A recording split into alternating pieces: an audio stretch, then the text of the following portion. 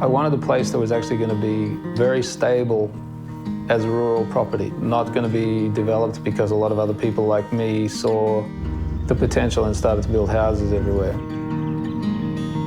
So that's the reason that I bought this place.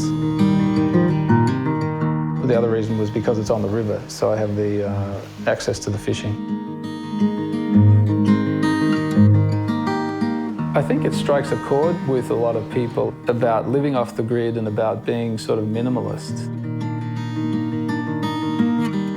When we first met Ian out here, a lot of time was spent walking the site and trying to assess different locations to actually locate the house. And there's a number of factors that the property presents that we needed to consider in the positioning of the house on the site, particularly the views to the mountains, the views over the property to the river, and then its passive orientation to the north. So it was about a year from when we first met Ian on site to when the project was installed. And about 6 to 7 months of that was the design and the planning approval process from council. Once we had that, the building took 12 weeks to manufacture. We transported it to site and installed it in a day. And then a couple of days later, it was ready for Ian to move into.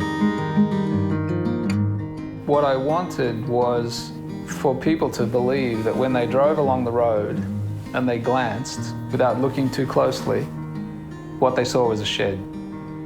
When you put a new building somewhere, when you develop a place, you take something away. So one thing I don't want to do is put a fence out here, because a fence creates a natural barrier. It cuts you off from the rest of the landscape. And what I want is for people to have the invitation to go out into the landscape. I could build a McMansion and I could have it connected to the grid and I could have air conditioning units all over the place, and it wouldn't be interesting because it would still just be 25, 30-year-old thinking. And so what this does for me is it gives me an idea of what the future might look like.